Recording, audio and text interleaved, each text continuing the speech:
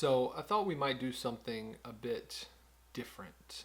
It's been a couple of weeks since I've posted a podcast, so I thought that I would come on video and audio. So if you're watching this on video, there's a link to the audio in the description. If you're watching or listening on audio, there's a link to the video in the description. Whatever you would prefer to watch and listen to is a-okay with me. So I'm sitting here with a bit of coffee and with my notebook. And I haven't posted a podcast in the last couple of weeks. And the reason is because I haven't felt like it. I've just been a bit down. I've felt sad, a bit depressed. I've been kind of fighting just to feel good and happy. And it's tough because my job, my responsibility is to help people have breakthroughs, is to help people, to coach people to higher performance, for new perspectives, for new outcomes, for to become the person that they were meant to be. And then sometimes I don't want to do that. Sometimes I don't feel like doing it. Sometimes I just kind of feel like garbage and I just want to sit in a dark room and pout.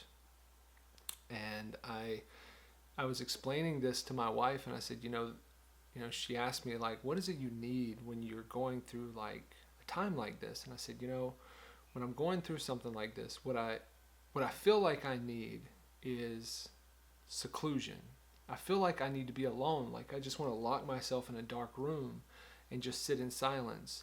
But the thing that I want is community. The thing that I want is closeness. The thing that I want is someone to come and put my arm around me, but I don't want to go put my arm around them first. And it doesn't always make sense, but that's how emotions work. And over the last 2 weeks, I've tried to get out of it on my own. I've tried things like prayer and meditation and my eating habits and exercise and friends and community and all these different things. And sometimes it just seems like it doesn't work.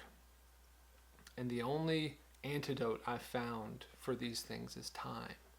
And it reminds me of this thing that Dale Carnegie said, which was, we live our lives in peaks and valleys. And the best, most encouraging thing that I can think of when I'm in a moment like that is that if I'm going through a valley, then a peak is on its way. It doesn't last forever. And emotions are fleeting, and emotions come and they go. And sometimes it's just a matter of putting one foot in front of the other and knowing that tomorrow may be better, that 2 days from now may be even better. And here's the thing, once I get back on the peak, once I get back where I'm feeling great, where I'm feeling energized, where I'm feeling like I'm walking in my purpose, I also have to remember that another valley's coming. Because that's the rhythm. That's what happens. And it's not a bad thing. It's just the way things are. And, a lot of times on social media and in the public and around people, we want to make pretend that everything's perfect and we've got it all together. But man, if you're watching this video, you're just as screwed up as I am. Congratulations.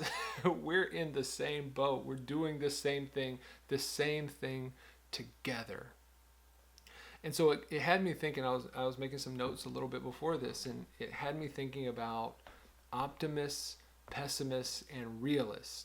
So, and you know this, a pessimist is someone that starts at worst case scenario. An optimist is someone that starts at the best case scenario. And normally, someone that says they're a realist just chooses what they want to do.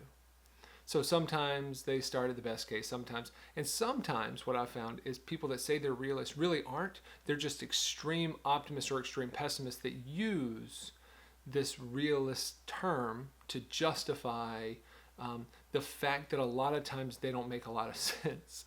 And so I've thought of myself as both. Sometimes through my life, I've been extremely pessimistic and I start at the worst case scenario and then try to improve on it.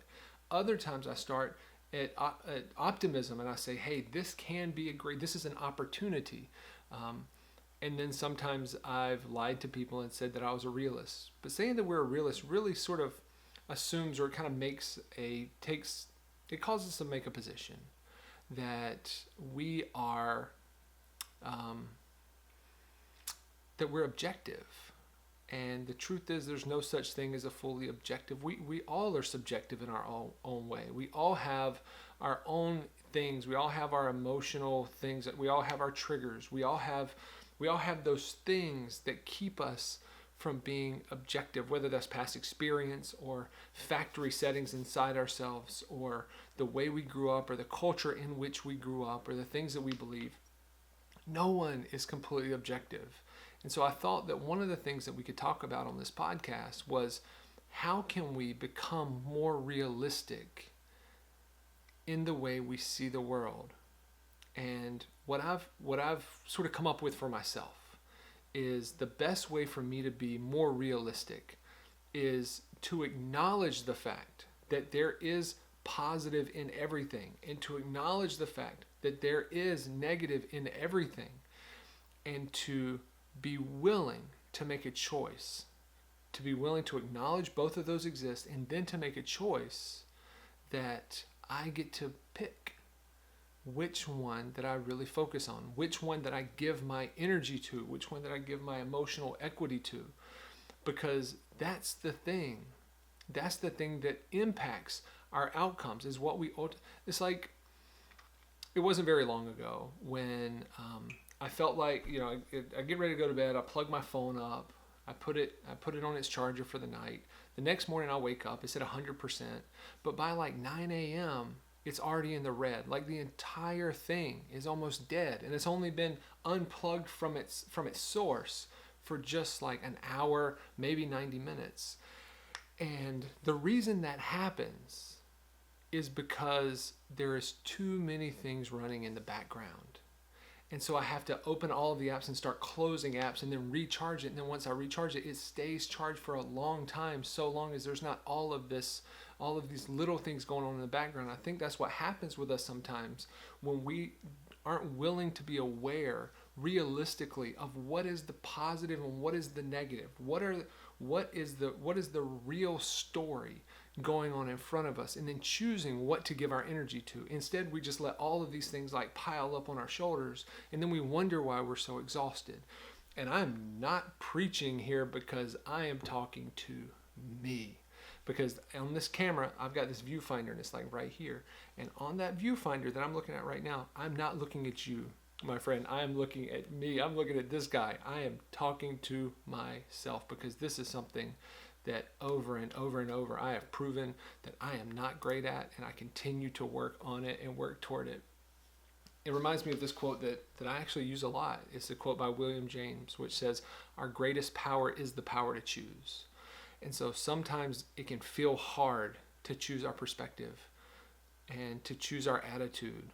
But we have to remember that those things are skills that we develop over time. It's not something we're just born with. It's something that we have to work through and get better at.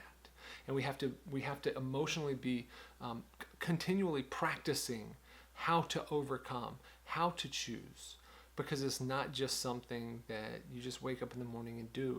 It's a skill set that you learn and develop over time. When I think about the things that I write in this journal, most of the time it's nothing earth-shattering. Most of the time the things that I'm writing in here is advice that I was giving as a kindergartner, or that was given to me by like my grandma when I was 5. It's like, hey dude, just be a good person. It's like, don't sweat the small stuff. It's the stuff that has become cliche for us, and it's cliche for a reason, and it's cliche because it's old information and it's something that's worked for a long time, so it becomes cliche. But we must not forget that these things that are cliche are still practical, and they're still worth practicing. And so my advice to you is, even if today is not a good day, is to remember, be realistic about your surroundings and consider the fact that there is an opportunity for good in every single thing, and there is an opportunity for bad in every single thing, and you get to choose which one of those things you spend your mental, spiritual, and emotional equity on. So let's choose wisely. Grace and peace, my friends.